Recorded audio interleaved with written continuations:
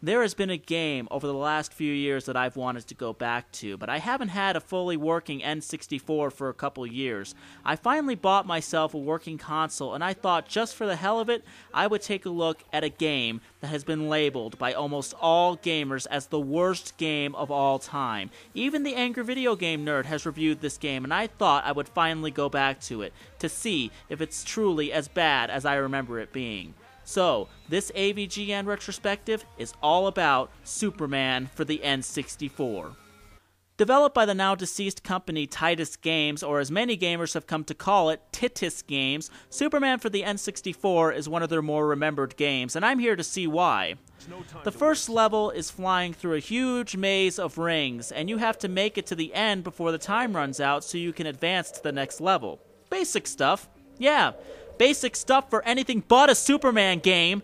Really? Titus thought this was a good idea? They could have put fighting, a story, something far more interesting than fucking rings.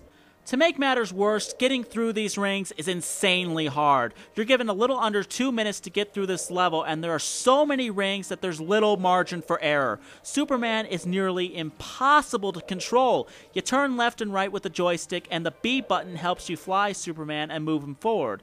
This would be okay, but all the controls are way too sensitive. You have to lightly tap on the joystick and not push it too far, or else you'll lose complete control of Superman. To make matters worse, Superman's acceleration is all fucked up. He'll be moving slow for one moment, and then all of a sudden he'll pick up speed, which will cause you to screw up royally.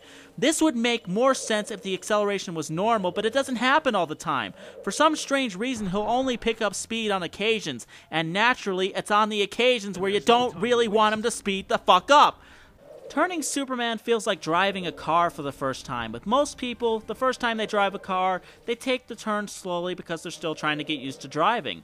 This is pretty much how you have to treat Superman, because if you turn too fast, you're going to completely miss the next ring. However, you have to make sure that you have plenty of distance between you and the walls and bridges when you turn, because it's really easy to get stuck on them.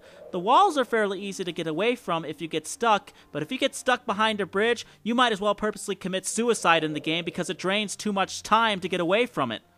And that's another thing, the time limit. Like I said before, there is little margin for error with this game, but couldn't they have added some way to add on to the time limit? With some other games, there are certain things that you have to do, like you have to reach a checkpoint or something. Couldn't they have done that for this shit? That certainly would have made things at least a little bit easier. And guess what? The problems don't stop from there. The game also has a handful of glitches with the rings too. The main glitch is how you can miss some of the rings. There are moments where it looks like you've gone through the ring, but the game says that you haven't, and other moments where you clearly miss it and it says you went through it.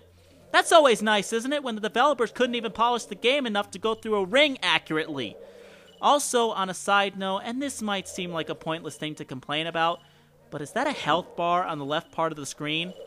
Really? I'm flying through rings, I'm facing no enemies, so there's literally no way I can be hurt or killed unless the time runs out. So what the hell is the purpose of having a health bar during this point of the game? If you manage to get past the rings, it then brings you into a level where you have to pick up cars and throw them. The timer resets when you pick up the first car, that way you have enough time to throw the second car. Too bad they couldn't do that for the fucking rings! After you get through that, you have to go through another set of rings. Oh, come on! Wasn't going through the first level of hell enough? A half a century later, when I finally get through that, I get to the level where I have to carry the car to the finish line. I have no footage of that because every time I got to that level, I couldn't control Superman well enough to actually make it to the damn car in time.